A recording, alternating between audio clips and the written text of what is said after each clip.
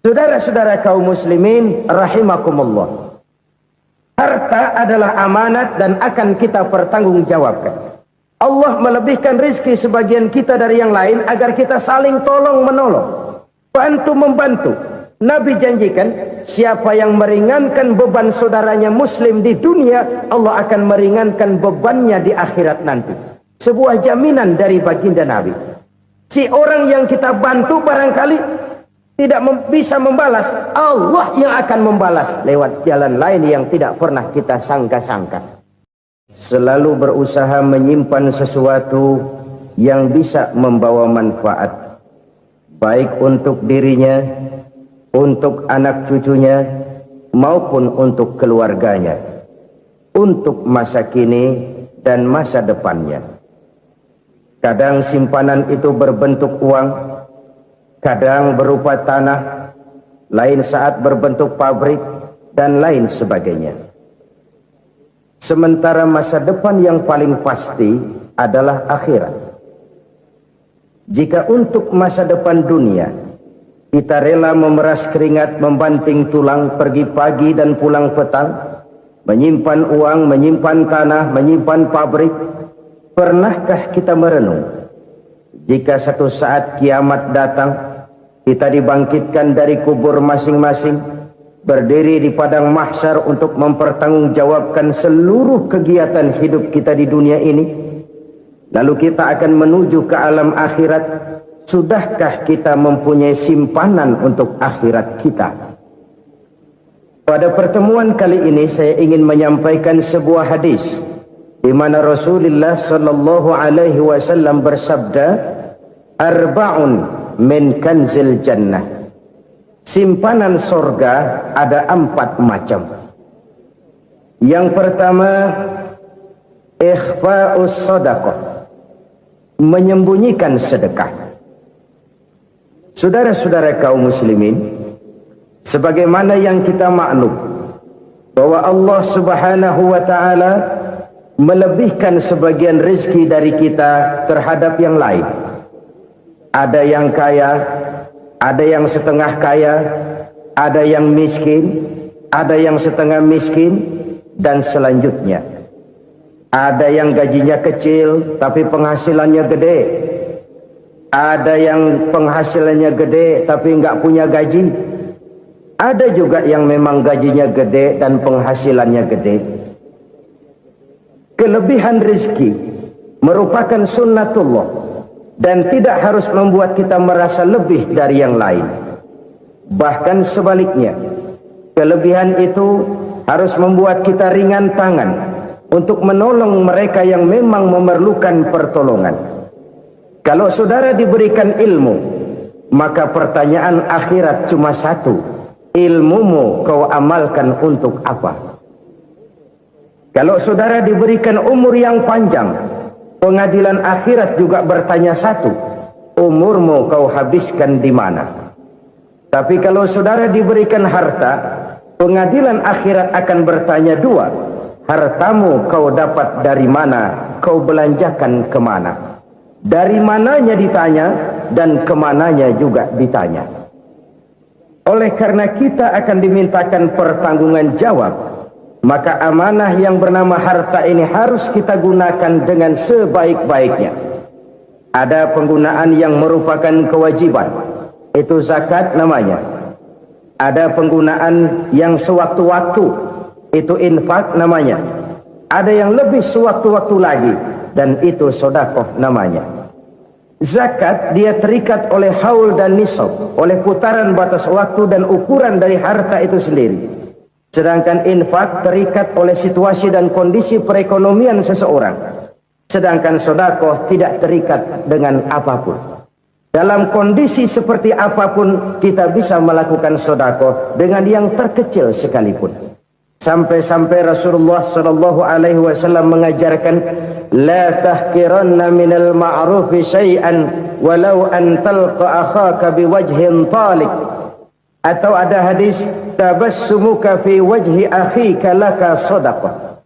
Senyumanmu kepada temanmu adalah sedekah. Jadi untuk melakukan sedekah tidak harus dalam berbentuk uang.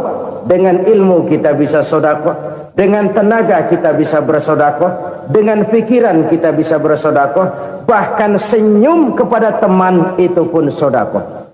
Jadi kalau sedekah dengan uang memang belum punya uang, nyengir aja banyakin. Itu asal pada tempatnya, jangan lalu ketemu tiang listrik cengengesan. Tentu tidak pada tempatnya dan tidak wajar. Nah, sedekah yang paling dicintai Allah adalah sedekah yang disembunyikan. Artinya jauh dari sifat riya. Kan kadang-kadang ada orang sedekah itu disebutkan namanya, apa tidak bagus? Kalau memang niatnya ikhlas, ya bagus-bagus saja. Untuk memberikan sugesti kepada yang lain. Di Fulan bin Fulan nyumbang sekian, diumumkan. Boleh kalau niatnya untuk memberikan rangsangan kepada yang lain supaya dia menyumbang lebih besar dari orang tadi. Tapi kalau itu mendatangkan riya, maka sedekah yang paling dicintai Allah adalah sedekah yang disembunyikan. Tangan kiri saja tidak tahu apa yang diberikan oleh tangan kanan. Sedekah yang dilakukan dengan ikhlas akan merupakan perbendaharaan surga, tersembunyi dari pandangan orang lain, tidak seorang pun tahu. Karena memang sikap yang baik adalah melupakan kebaikan dan mengingat kesalahan. Itu salah satu ciri orang bahagia. Orang yang selalu mengingat kesalahannya dan berusaha melupakan segala kebaikannya. Kalau dia akan ada kebaikan, dia tidak bisa ikut, dia merasa rugi karena dia merasa belum pernah berbuat baik. Tapi kalau akan melakukan kesalahan baru, dia ingat kesalahan yang sudah-sudah, sehingga terhalang baginya untuk melakukan satu kesalahan baru. Demikianlah saudara-saudara, bahwa Allah melebihkan rizki sebagian kita dari yang lain, agar terjadi tolong-menolong dalam kehidupan ini. Jadi kesenjangan yang nature, kesenjangan yang alami itu sunnatullah. Ada yang kaya, ada yang miskin, ada yang kelas menengah. Nah, kenapa lalu sekarang kita berusaha mengentaskan kemiskinan? Oleh karena adanya kesenjangan struktural. Kalau yang kaya bisa semakin kaya, kenapa yang miskin tidak bisa naik jadi ikut sedikit kaya? Sebab pada dasarnya Islam adalah agama yang sejak turunnya sudah berupaya memerangi kemiskinan. Bahkan dikatakan kemiskinan itu mendekatkan kepada kekufuran. Orang kalau miskin udah dekat banget sama kafir. Gampang menjadi kafir. Berapa banyak saudara-saudara kita yang oleh karena soal perut, oleh karena soal materi, terpaksa meninggalkan dan menanggalkan akidahnya. Menjual petunjuk yang diberikan Allah dengan kesenangan dunia yang cuma sebentar ini. Na'udzubillah, thumma na'udzubillah. Jadi makin kita sembunyikan satu sedekah, semakin banyak perbendaharaan kita di surga. Sedekah yang paling dicintai Allah adalah sedekah yang disembunyikan. Malahan ada seorang sufi, dia punya kebiasaan kalau pergi sholat Jumat, dia bawa uang, itu uang dia taruh di bawah tikar masjid. Dia niat sedekah kepada siapa saja yang nemuin itu duit. Maksudnya apa? Supaya yang nemuin nggak tahu siapa yang punya duit. Demikian dia saking ingin menyembunyikan sedekahnya. Karena sifat riya itu bisa memakan amal kita sendiri. Riya itu termasuk menyebut-nyebut kebaikan kita. Orang yang suka nepuk dada, sedikit-sedikit ngitungnya kalau nggak gua. Tuh kalau nggak gua tuh yang belah situ, kalau nggak gua, iya kalau nggak lu kenapa emang?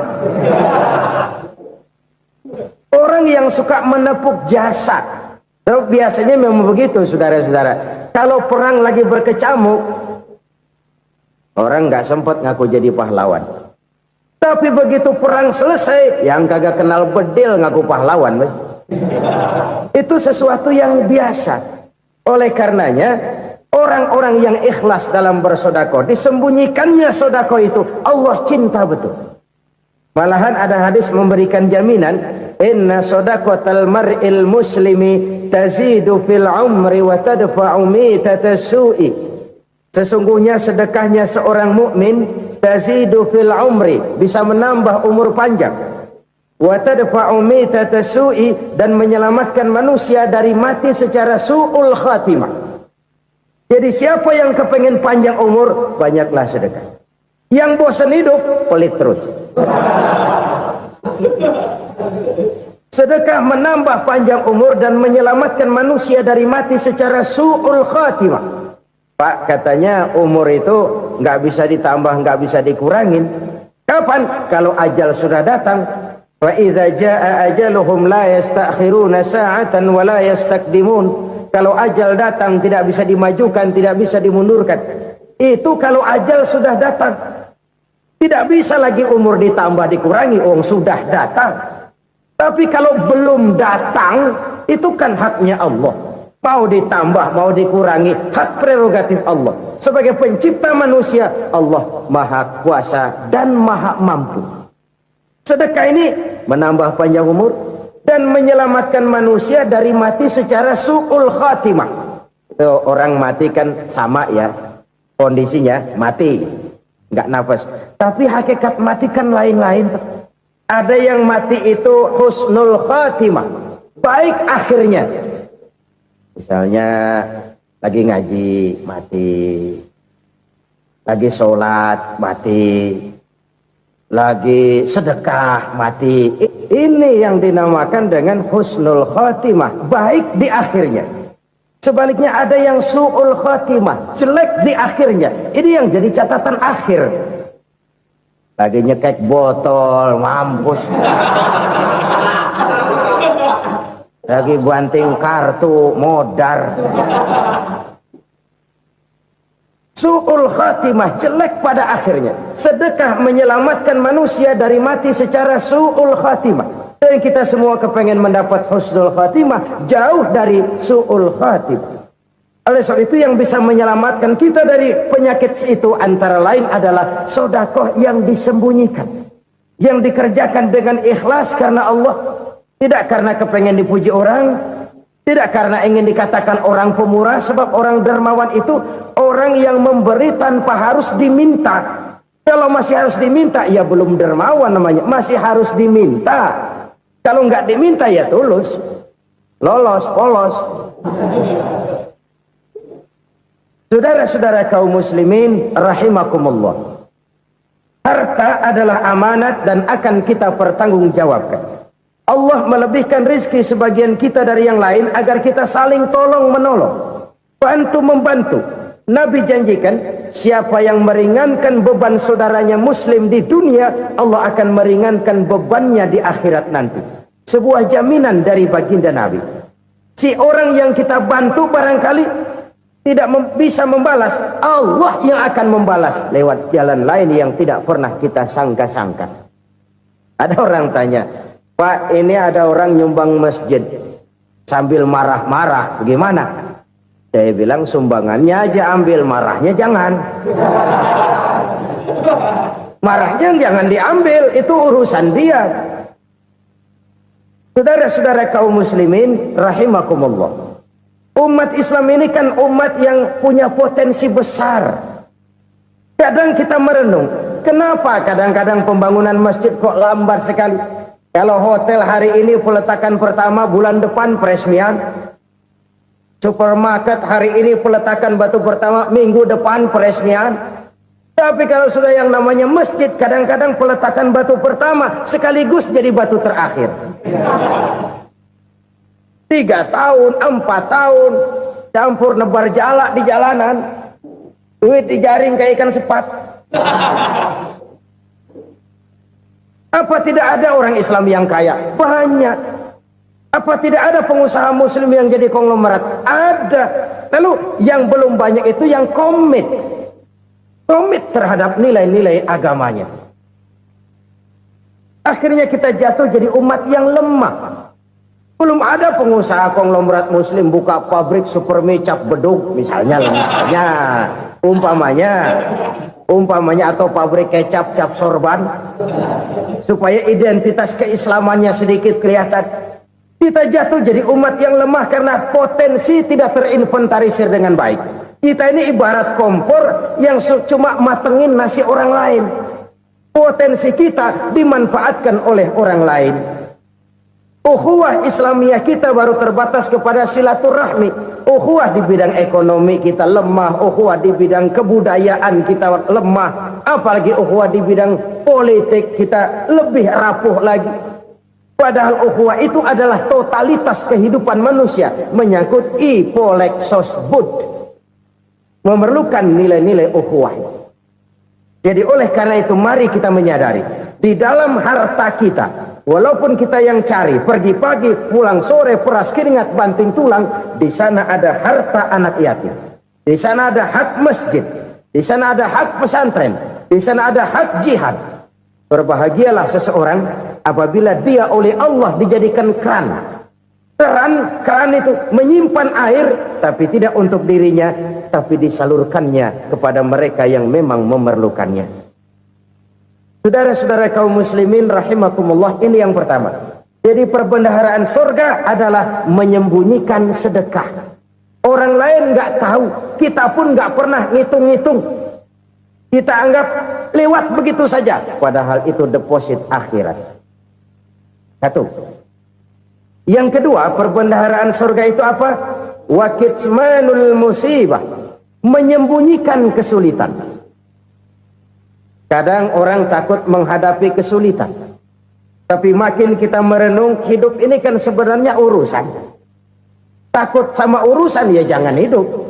Tandanya orang hidup itu kalau punya urusan. Urusan melupakan problem, problem sering menimbulkan kesulitan. Kesulitan bukan untuk ditakuti, tapi untuk diatasi dan dicarikan jalan keluarnya. Siapa sih orangnya yang nggak pernah sulit-sulit? Makin tinggi status sosialnya, makin gede urusannya. Makin tinggi kualitas imannya, makin berat tingkat kesulitannya. Cuma memang yang namanya enak itu seperti pelangi. Biang lala itu nggak pernah di atas kepala kita, di atas kepala orang melulu. Lo sih enak lo, kata kita. Dia juga bilang yang enak kan lo. Pelangi itu nggak pernah di atas kepala kita. Kata tukang beca, aduh enak ya naik Mercy. Kata tukang beca, apa yang di dalam mobil Mercy? Aduh enak bener tukang beca, di jok ngeringkuk ngorok pules bener. Saya kamar pakai AC sejuk, tempat tidur sutra empuk, alga spring bed, kulak kulik nggak bisa pules kalau belum minum Valium, belum tidur. Enak bener tukang beca, di jok ngorok nggak tahu wetan kulon. Si tukang beca bilang yang di Mercy enak, yang di Mercy bilang tukang beca enak. Inilah enak, nggak pernah di atas kepala kita, di atas kepala orang lain melulu enak itu. Nah saudara-saudara,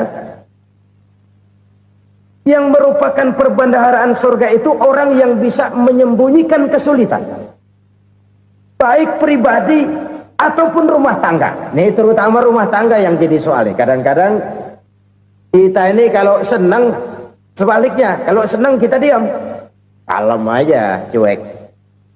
Banyak banget duit kita, bawaan diam aja udah. Malah ketemu orang takut. Tapi begitu susah, sekampung tahu. Padahal Nabi mengajarkan perbendaharaan surga itu menyembunyikan musibah, menyembunyikan kesulitan. Kalau enak, cerita sama orang-orang. Kalau nggak enak, rasain sendiri, tekan sendiri, atasin sendiri. Kita kan sebaliknya, senang kita diam, asal lagi susah, paling tidak kita nyari teman buat cerita kesusahan. Siapa orangnya yang nggak pernah susah? Cuma soalnya bagaimana kita mengatasi kesusahan itu sendiri. Begitu juga misalnya kalau orang sudah berumah tangga, itu orang tuanya harus menjadi tempat dia cerita yang enak-enak saja. Yang nggak enak rasain berdua, selesaikan berdua, atasin berdua.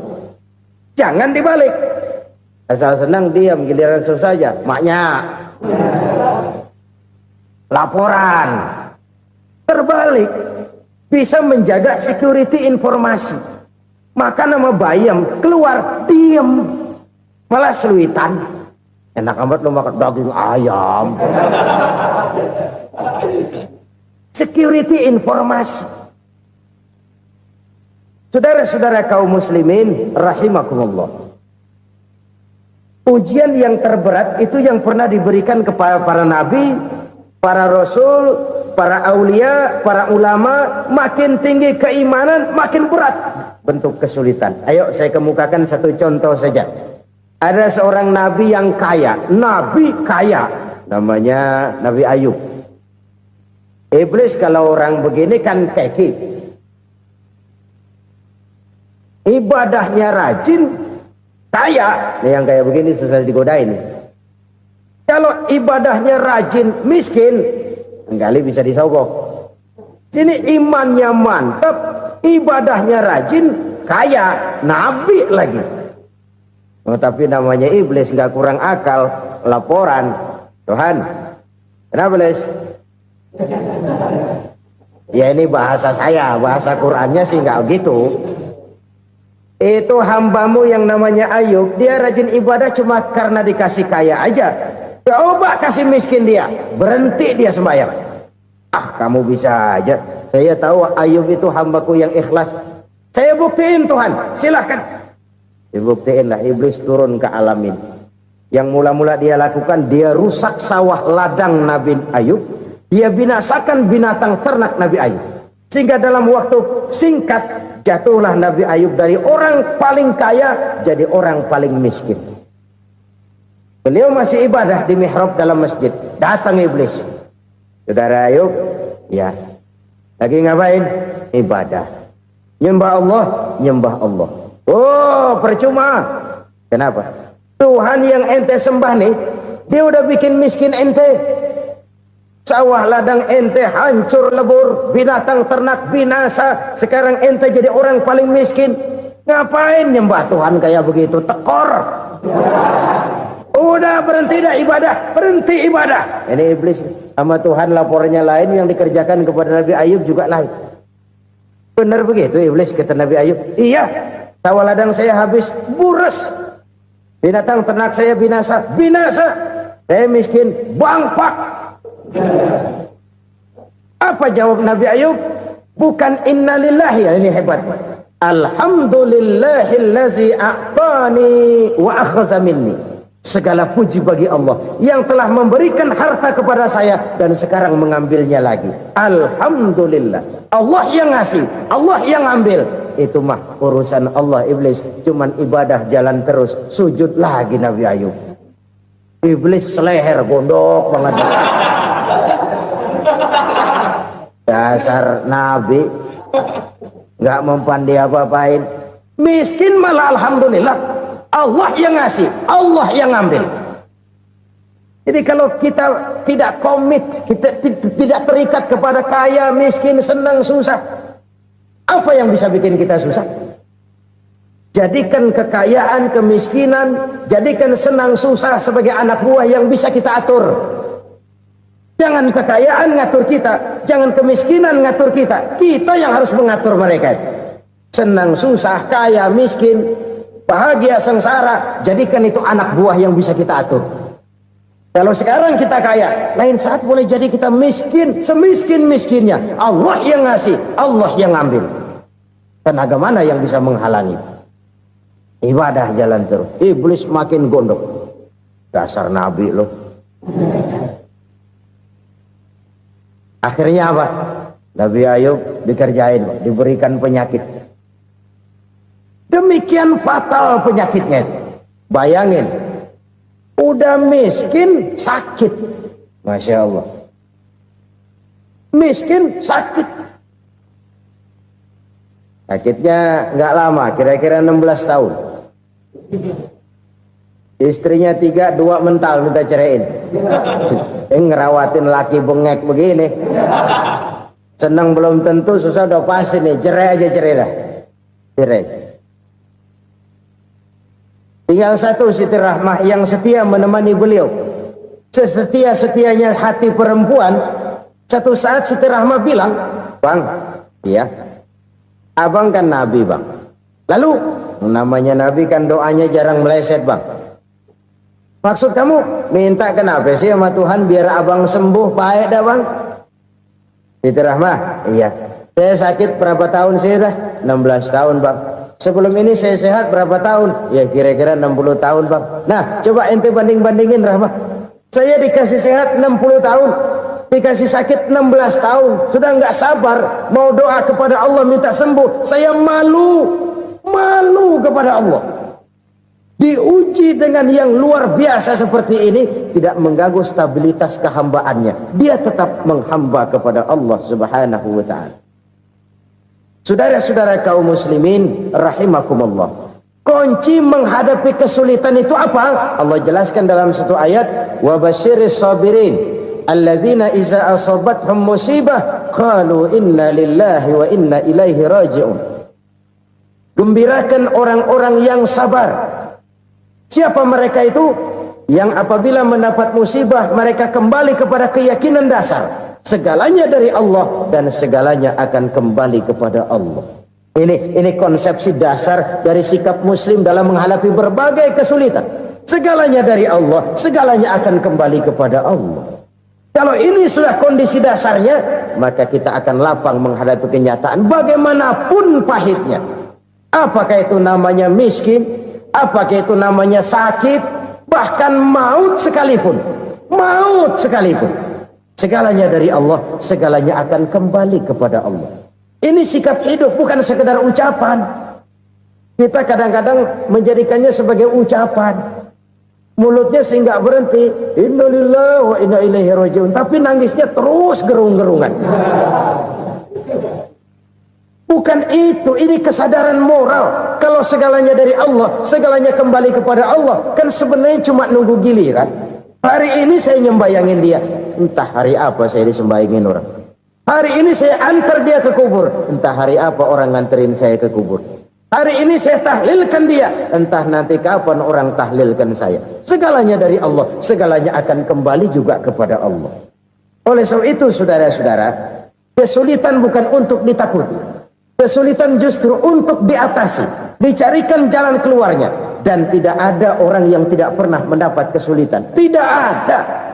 Semakin tinggi status sosial, semakin tinggi kualitas keimanan, semakin besar juga tingkat kesulitan. Hanya saja bagaimana cara kita mengatasinya. Dan Al-Quran menyatakan, inna ma'al usri yusra. Di balik kesulitan itu pasti ada kemudahan. Roda itu berputar. Karena itu Rasulullah sallallahu alaihi wasallam mengingatkan kepada kita, ta'arraf ilallahi fir raha ya'rifka fisyiddah. Ingatlah kepada Allah di waktu kamu senang, supaya Allah ingat kepada kamu di waktu kamu susah. Kalau waktu senang kita ingat kepada Allah, kita susah, Allah tidak akan meninggalkan kita. Tapi kalau waktu senang kita jauh dari Allah, sujud tidak sempat, dengan masjid jauh, ketika senang kita lupakan Allah. Nanti begitu kita susah, Allah lupakan kita. Dan itu menyakitkan. Oleh karena itu orang-orang tua kita dulu bilang, kalau lagi sehat ingat-ingat lu bakal sakit nanti. Kalau lagi kaya ingat-ingat satu saat kita bakal jatuh miskin. Bahkan kalau lagi muda ingat-ingat kita bakal tua. Dan yang terpenting kalau lagi hidup ingat-ingat kita bakal mati. Saudara-saudara kaum muslimin rahimakumullah. Jadi yang kedua yang merupakan perbendaharaan surga, menyembunyikan musibah. Saudara-saudara kaum muslimin rahimakumullah. Hal ketiga yang merupakan perbendaharaan surga adalah wasilatur rahmi. Orang yang suka bersilaturahmi. Sebagaimana yang kita maklum bahwa manusia adalah makhluk yang disebut zon politika. Makhluk sosial yang tidak mungkin hidup sendiri-sendiri. Betapa dan siapapun kita memerlukan orang lain. Bodoh betul manusia kalau tinggal di tengah masyarakat tapi tidak mau bermasyarakat. Merasa hebat sendiri, pintar sendiri, gagah sendiri, kaya sendiri. Mungkin kalau mati juga ngubur sendiri. Jangankan kita di sini, di sorga saja Nabi Adam waktu sendirian bengong melulu, ngondar mandir. Allah tegur dam sepi dam. Ya ini kalau bahasa saya. Iya Tuhan sepi ini nggak ada coret-coretan pisan ini. Diciptakan Siti Hawa baru anteng Nabi Adam. Itu di sorga. Cobalah. Umpamanya saudara tinggal di Jakarta nih. Kayak bener. Apaan aja di Jakarta punya saudara dah. Jembatan Semanggi ambil. Monas, Buntel bawa pulang. Hotel-hotel ambil semua. Cuman tinggal di Jakarta sendirian. Apa enaknya? Betapa dan siapapun kita perlu orang lain. Tidak ada seorang pun yang bisa memenuhi kebutuhan hidupnya secara sendiri-sendiri. Nah, Islam telah menyelamatkan manusia dari ras diskriminasi, mengikat manusia dengan persaudaraan yang berlandaskan kepada akidah. Karena itu dianjurkan bersilaturahmi. Bahkan Nabi menyatakan, "Man arada ayyubsata lahu fi rizqihi wa yunsa'a fi atharihi falyasil rahimah." Siapa yang kepengen diluaskan rezekinya dan dipanjangkan usianya, banyaklah ia bersilaturahmi. Siapa yang kepengen dimudahkan rezekinya, hendaknya ia banyak bersilaturahmi. Kalau banyak teman, kesulitan kan paling tidak ada tempat cerita. Udah susah, sendirian kita pikirin diri, nggak ada tempat tukar pikiran. Cepet banget sama bengek. Dilawan sendiri. Nah, secara makro kita bisa berkata, tidak mungkin ada kemenangan kalau tidak ada kekuatan. Tidak ada kekuatan kalau tidak ada kesatuan dan persatuan. Tidak mungkin ada kesatuan dan persatuan tanpa semangat silaturahmi. Kalau umat Islam mau menang, dia harus kuat. Kalau umat Islam mau kuat, dia harus bersatu. Kalau umat Islam mau bersatu, dia harus membudayakan silaturahmi ini. Bahkan sampai-sampai kata Nabi, kalau bisa cari nilai tambah. Apa? Silman qata'ak. Bersilaturahmilah kau kepada orang yang marah denganmu. Masya Allah, indahnya ajaran agama kita. Orang yang marah pun kepada kita, kata Nabi, kalau bisa bersilaturahmilah kepadanya, kepada orang yang marah itu. Di situ nilai tambah. Cuman jujur nih hadis, ngucapinnya gampang, ngamalinnya yang berat banget. Orang marah sama kita disuruh silaturahmi. Ada apa malu? Lu marah, ada gua marahan lagi. Gue pikirin. Saudara-saudara kaum muslimin rahimakumullah. Tapi ini yang diajarkan, bahkan ini yang dicontohkan oleh baginda Rasul. Bagaimana begitu mudah? Misalnya satu saat Abu Jahal ini ngatur strategi bagaimana bikin Muhammad celaka. Dia gali lubang di depan tempat tidurnya. Dia tutupin daun korma. Terus dia panggil seseorang, ke sini. Kasih tahu Muhammad, pamannya sakit keras, minta ditengokin. Berangkat orang ini ke sana. Muhammad, labbaik. Pamanmu sakit keras, dia minta ditengokin. Baik, saya akan datang menjenguk beliau. Berangkatlah Nabi ke rumah Abu Jahal tanpa prasangka apapun. Abu Jahal udah pasang setil, selimut 3 rangkap setengah dia pakai, persis kayak orang meriang. Tapi sembari ngintip dari balik selimut. Begitu Muhammad buka pintu, nah masuk perangkap nih. Muhammad jalan menuju tempat pembaringan. Makin lama makin dekat, makin lama makin dekat, makin dekat ke lubang yang dipasang oleh Abu Jahal itu. Dalam hati Abu Jahal, terus dah jatuh, mampus dah lu ini. Mampus lu hari ini nih. Apa yang terjadi? Malaikat Jibril datang. Muhammad, pamanmu cuma pura-pura sakit. Di depan tempat tidurnya ada lubang perangkap supaya kamu jatuh ke situ. Sudah, kamu pulang. Balik kanan Nabi. Sudah hampir jatuh ke lubang, balik kanan, pulang. Bayangin kecewanya Abu Jahal. Muhammad dikit lagi, Muhammad dikit lagi. Enggak paman, saya pulang aja. Emosi bangun dari tempat tidur, enggak sadar kalau lagi pura-pura sakit. Lompat ngejar Nabi, dia lupa dengan lubang yang dia gali. Serak, nyemplung sendiri ke dalam lubang.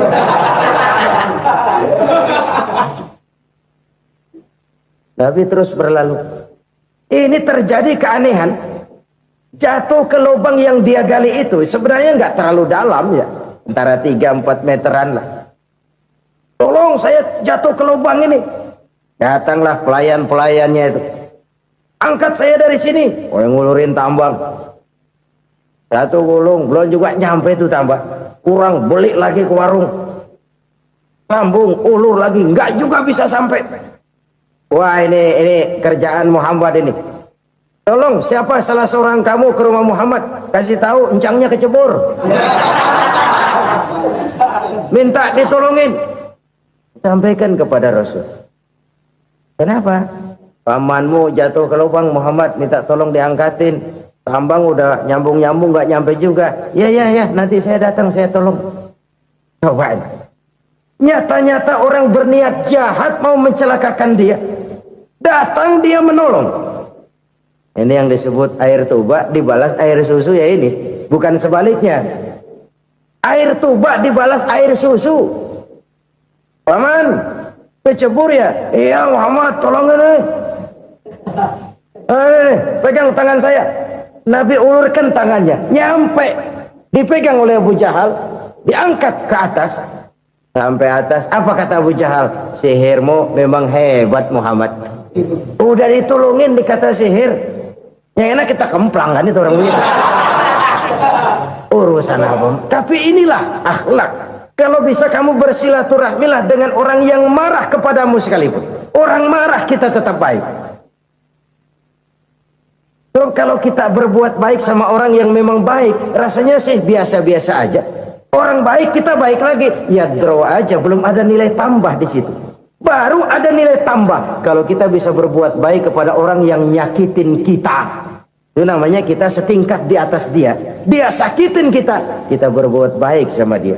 Dia pelit sama kita, kita baik sama dia. Dia marahin kita, kita deketin dia. Di situ kita punya nilai tambah. Jadi siapa yang ingin diluaskan rezekinya, kata Nabi, dan dipanjangkan umurnya, hendaklah ia banyak-banyak bersilaturahmi. Sederhana sebenarnya silaturahmi, tapi silaturahmi membangkitkan semangat kesatuan dan persatuan. Kesatuan dan persatuan melahirkan kekuatan. Dalam matematika 1 ditambah 1 pasti 2. Tapi di tengah masyarakat 1 orang takut ditambah 1 orang takut, hasilnya jadi 2 orang setengah berani. Kenapa setengah berani? Karena udah berdua. Tadi pan takut sendirian. Kalau dia kumpul turu-turu takutlah jadi berani.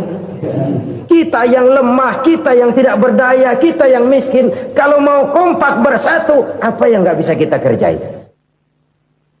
Apalagi tinggal di kota besar, pilihan cuma 2. Bertahan atau minggir. Bertahan atau minggir.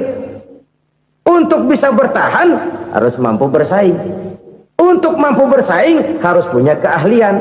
Keahlian harus ditunjang dengan pendidikan, ditambah oleh kekompakan sebagai umat. Udah miskin mencar mulu, orang injak kita. Orang nggak pandang urusan apa yang malu. Oleh karena itu silaturahmi pada hakikatnya merupakan roh dari ukhuwah yang diajarkan oleh agama kita. Bagaimana Islam menyelamatkan masyarakat manusia dari ras diskriminasi, mengikat manusia, dan tidak ada persaudaraan yang lebih indah selain persaudaraan yang diikat dengan nilai-nilai akidah. Sepanjang orang di jalan Allah, itulah saudara kita. Keluar dia dari jalan Allah, selesailah persaudaraan sampai di situ. Karena itu, kalau ingin menyimpan sesuatu di surga, banyaklah bersilaturahmi. Datang ke rumah ini, datang ke rumah itu, dan lain sebagainya. Itu simpanan kita di akhirat nanti. Ini yang ketiga. Saudara-saudara, yang keempat, perbendaharaan surga itu apa? Wa qawlu la hawla wa la quwwata illa billah. Ucapan la hawla wa la quwwata illa billah. Ibadah kan ada yang berat, modalnya besar. Bangun masjid berat, modalnya besar. Bangun rumah sakit berat, modalnya besar. Ada ibadah yang berat tapi modalnya ringan. Misalnya puasa. Puasa itu berat, mengendalikan nafsu. Kalau sekedar nggak makan nggak minum sih enteng, mengendalikan nafsu. Itu jihad terbesar, tapi kan modalnya ringan, cuma niat saja. Ini ibadah berat, modalnya ringan.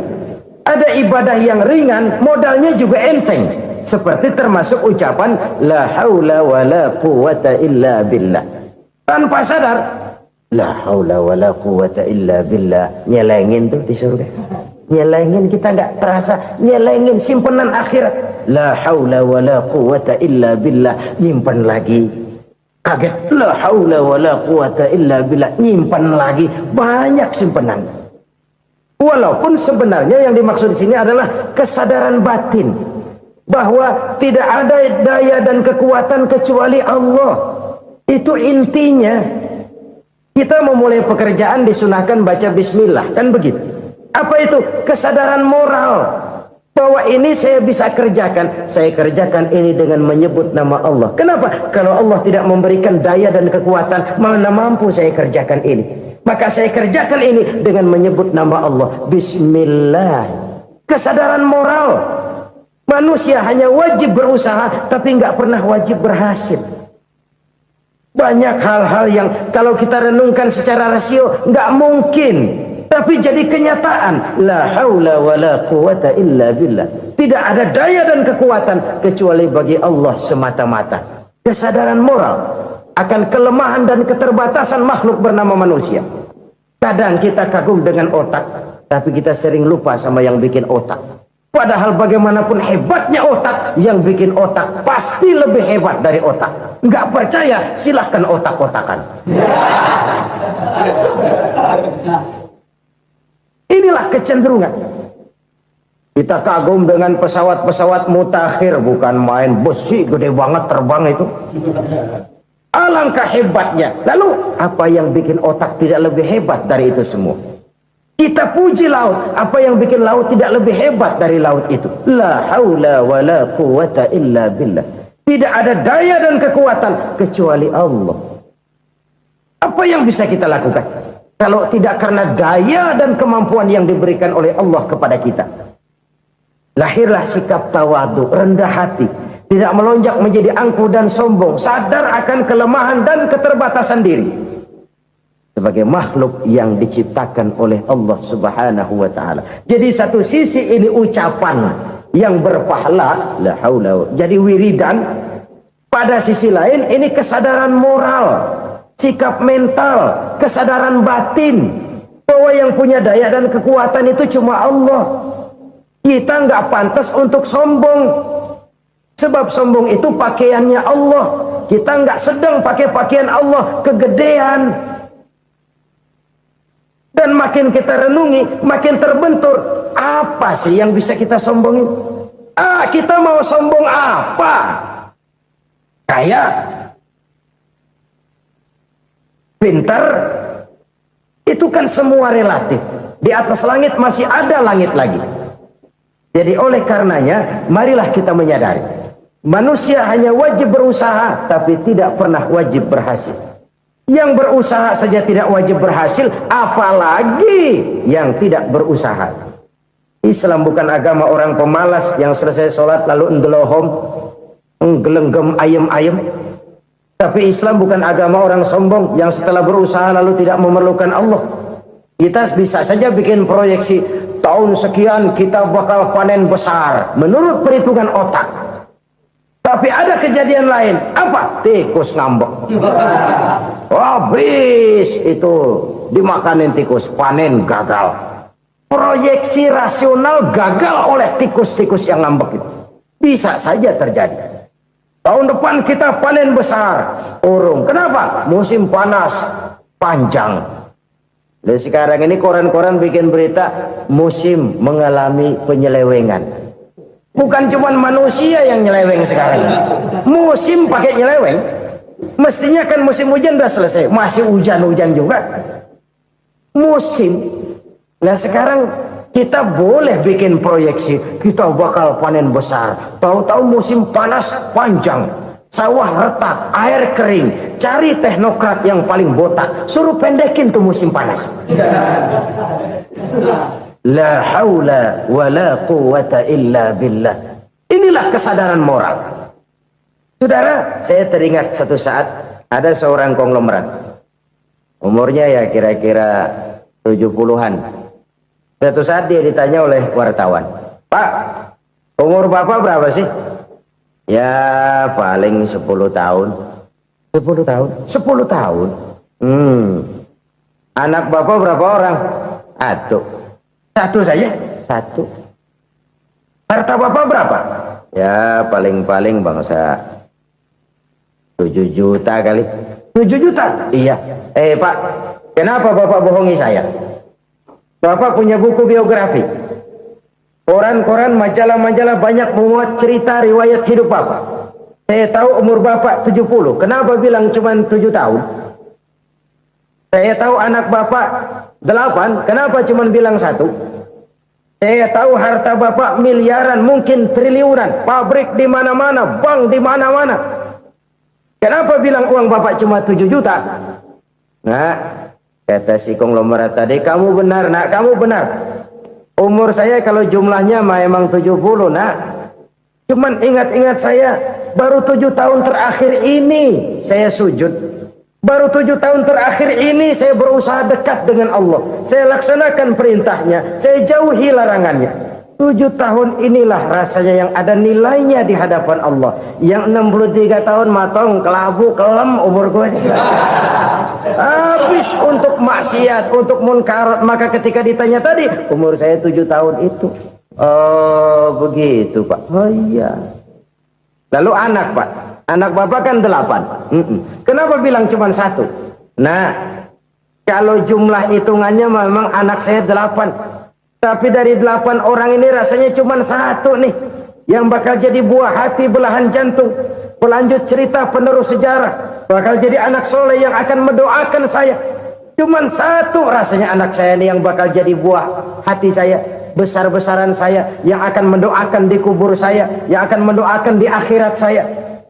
Yang 7 orang mana? Masya Allah, yang satu tenggeng, yang satu nyekek botol ngolo, yang satu nggak karu-karuan. Makanya saya bilang 1 anak saya yang akan bisa mendoakan saya. Oh begitu Pak. Iya. Nah harta Pak, harta bapak kan triliunan. Pabrik bapak di mana-mana. Uang bapak hampir di tiap bank-bank besar. Kenapa bilang cuma 7 juta? Betul kau nak. Harta saya kalau jumlahnya memang miliaran, triliunan mungkin. Tapi yang saya ingat baru 7 juta tuh yang saya belanjakan di jalan Allah. Saya nyumbang masjid, saya santuni yatim piatu, saya bantu pembangunan pesantren, saya bantu pembangunan rumah sakit Islam. Itu yang akan saya bawa pulang ke akhirat, yang 7 juta itu. Yang triliunan itu nanti akan diperebutkan oleh anak-anak saya sebagai waris saya. Jadi harta saya 7 juta itu yang bakal nemenin saya di akhirat. Yang akan saya bawa pulang jadi teman saya. Saudara-saudara kaum muslimin, jangan-jangan orang tua itu adalah kita-kita ini. Jangan-jangan kita-kita ini adalah orang tua itu. Jangan-jangan itu potret dari diri kita masing-masing. Dari sekian umur yang diberikan Allah, berapa tahun yang ada nilainya di hadapan Allah? Dari sekian anak-anak yang merupakan amanah, berapa yang akan mendoakan kita sebagai orang tuanya menjadi anak soleh? Dari sekian banyak harta yang diberikan Allah, berapa yang akan kita bawa pulang menghadapnya nanti, yang kita belanjakan di jalan Allah? Ini sebuah potret kehidupan. Karena itu kita kembali kepada la haula wa la quwwata illa billah. Kita wajib berusaha, kita wajib berikhtiar. Selebihnya, segala daya dan kekuatan hanya milik Allah saja semata-mata. Satu kesadaran batin dari setiap pribadi muslim. Setelah ia berusaha dan berikhtiar, ia menyerahkannya kepada Allah Subhanahu wa ta'ala. Jadi, satu sisi ini merupakan wiridan ucapan yang mengandung pahala. Pada sisi lain, ini merupakan sikap batin dari seorang muslim di dalam ia menghadapi realitas kehidupan ini. Saudara-saudara kaum muslimin rahimakumullah. Kalau ini kita jadikan satu basis kehidupan, maka ini akan menyelamatkan manusia dari kemungkinan tergelincir menjadi orang yang lupa diri dan lupa darat. Sebab itu Imamul Ghazali berpesan, jadidis safinah fa innal bahra amiq wa khuziz zad fa inna safara ba'id wa khaffifil hamla fa innal hamla sadid. Perbarui selalu kapalmu karena lautan sangat dalam. Bawa bekal yang banyak karena perjalanan ini sangat jauh. Ringankan beban, karena kebanyakan beban akan menyakitkan. Alangkah indah kalimat ini, alangkah dalam makna yang terkandung di sana. Perbarui selalu kapalmu karena lautan sangat dalam. Apa artinya ini? Jaga mentalmu baik-baik. Pelihara imanmu baik-baik, karena hidup penuh cobaan seperti lautan. Kita kalau berlayar di lautan kan kadang-kadang tenang, angin bertiup sepoi-sepoi basah. Jika malam datang, bintang gemintang bertabur menghias cakrawala. Rembulan memantulkan sinarnya dengan indah. Dalam keadaan begitu berlayar enak. Tapi lain saat ombak menggunung, halilintar menyambar, angin topan bertiup. Berapa banyak sudah saudara-saudara kita yang tenggelam di lautan dunia tanpa sadar bahwa dia belum sampai kepada pantai yang akan dituju. Berapa banyak sudah saudara-saudara kita yang tenggelam di lautan dunia ini tanpa sempat bangkit lagi. Dia menyangka sudah sampai kepada tujuannya. Hati-hati kapal jangan sampai bocor karena lautan sangat dalam. Iman ini jaga baik-baik karena hidup penuh dengan ujian. Wa khuzizat fa inna safara ba'id. Bawa bekal yang banyak karena perjalanan sangat jauh. Saudara mau ke Bandung, bawa duit. Saudara mau ke Surabaya, banyakkan lagi duitnya. Saudara mau ke Mekah, gepokan, iketan tuh duit nggak lembaran lagi. Makin jauh perjalanan, makin banyak bekal yang harus kita bawa. Kalau saudara dari Jakarta mau ke Surabaya, kagak bawa duit berangkat juga, itu sih bukan berani namanya, nekat. Sampai Surabaya belum tentu, sengsara di jalan udah pasti. Kenapa? Nggak bawa bekal berangkat. Sama juga kita nih, misalnya belum sempat sembahyang, mati. Waduh, berani banget orang. Belum punya bekal, mati. Sengsara di jalan. Atau bekal tidak cukup. Dari Jakarta saudara mau ke Surabaya, bawa duit 500 perak. Paling jauh Cikampek nyampenya itu. Paling jauh itu. Antara jauhnya perjalanan dengan bekal yang saudara bawa tidak seimbang. Hidup ini perjalanan panjang. A walking tour.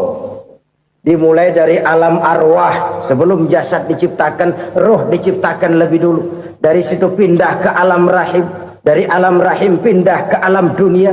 Dari alam dunia pindah ke alam barzah. Baru menuju akhirat. Satu perjalanan panjang. Kalau bekal tidak bawa, sengsara di jalan. Bawa bekal yang banyak karena perjalanan ini sangat jauh. Wa khaffifil hamla, ringankan beban karena beban itu cuma akan menyulitkan. Kalau bekal itu sih keperluan, tapi beban nggak kita perluin, cuma ngeberat-beratin. Apa ini beban? Dosa, kecurangan, kebatilan, kezoliman, ketidakadilan, kesewenang-wenangan. Itu akan jadi beban kita di akhirat. Alangkah celakanya, perjalanan panjang, bekal tidak bawa, beban kelewat banyak, alamat sengsara di jalan. Pahala tidak ada, dosa berlipat ganda. Na'udzubillah, summa na'udzubillah. Kalau kita rangkum nasihat Al-Ghazali dengan kisah si konglomerat tadi, kita akan mengambil kesimpulan. Pertama, bekal terbaik dalam menghadapi gejolak kehidupan ini tidak lain adalah iman. Yang kedua, pahala dan dosa. Dua hal kontroversial. Pahala adalah bekal, dosa adalah beban. Tapi kita sekarang kan tidak begitu terangsang kepada yang abstrak. Orang berlomba mencari yang konkret-konkret saja. Yang real. Kalau memang dosa, benjol dong. Kira-kira begitu. Kira-kira begitu. Persis orang Yahudi dulu. Orang Yahudi itu kan pernah minta kepada Nabi Musa. Ya Musa, lan nu'mina laka hatta narallaha jahrah. Musa, kami nggak bakal mau beriman kepada Allah kalau belum kami lihat Allah ada nongkrong di depan kami. Kalau memang Tuhan ada, taruh dong di depan kami. Mau yang konkret-konkret saja. Kalau memang dosa, benjol dong. Kalau memang pahala, berasa dong. Orang terangsang kepada yang real, yang konkret-konkret saja. Karena itu untuk mengejar dosa orang mau bayar, tapi untuk mengejar pahala walaupun tidak bayar orang segan. Ini yang dikatakan oleh Nabi, kamu mengharapkan ke surga tapi kamu berat melaksanakan sesuatu yang bisa membawa kamu ke surga. Kamu ingin jauh dari neraka, tapi tiap saat kamu lakukan perbuatan-perbuatan yang justru menjerumuskan kamu ke neraka. Idda'aitum an-najata minan nar wa ramaitum fiha anfusakum. Kamu ingin selamat dari neraka, tapi kamu lemparkan diri kamu ke neraka. Kamu ingin masuk surga, tapi berat sekali kamu melakukan perbuatan-perbuatan yang bisa menyampaikan kamu di surga. Saudara-saudara kaum muslimin rahimakumullah. Jadi hal keempat yang merupakan perbendaharaan surga adalah la haula wa la quwwata illa billah. Satu sisi ini merupakan ucapan yang memperberat timbangan akhirat. Pada sisi lain ini merupakan sikap hidup seorang muslim. Kesadaran batin yang sangat dalam bahwa tidak ada daya dan kekuatan kecuali Allah. Dan itu kita simbolkan pada saat memulai pekerjaan dengan bismillah, dengan menyebut nama Allah. Satu kesadaran moral, saya hanya bisa melakukan ini karena diberikan daya dan kekuatan oleh Allah. Lahirlah sikap tawadu, rendah hati, tidak melonjak menjadi angkuh dan sombong. Saudara-saudara, sampai sini dulu jumpa kita kali ini. Semoga 4 perbendaharaan surga ini dapat kita lakukan, yang kelak akan merupakan bekal kita di kemudian hari nanti. Amin ya rabbal alamin. Bapak-bapak, ibu-ibu, saudara-saudara kaum muslimin rahimakumullah. Di dalam kehidupan kita sebagai seorang muslim, minimal 5 kali dalam sehari semalam kita mendengar seruan untuk mendirikan solat yang disebut azan. Ada kalimat menarik di dalam kalimat azan itu, yakni seruan hayya 'alal falah, marilah menuju kepada keberuntungan, marilah meraih kemenangan. Seruan ini adalah kecenderungan dari setiap manusia, apapun warna kulitnya. Artinya, setiap orang dalam hidup selalu ingin meraih dan mencari kemenangan. Kemenangan akan melahirkan kepuasan batin, dan kepuasan batin memberikan kebahagiaan. Sedangkan kekalahan melahirkan penderitaan batin, dan penderitaan batin menjerumuskan seseorang di dalam berbagai bentuk kerugian. Jikalau inilah seruan azan, maka masalahnya ialah apa yang menyebabkan kita meraih kemenangan. Al-Quranul Karim memberikan tuntunan dan ajaran kepada kita bahwa orang-orang yang memperoleh kemenangan itu tidak lain adalah orang-orang yang bertakwa. Hanyalah mereka yang bertakwa kepada Allah Subhanahu wa ta'ala pada akhirnya akan tampil sebagai pemenang. Lalu siapa orang yang bertakwa itu? Dijelaskan dalam awal-awal Al-Baqarah, orang yang bertakwa yang akan meraih kemenangan.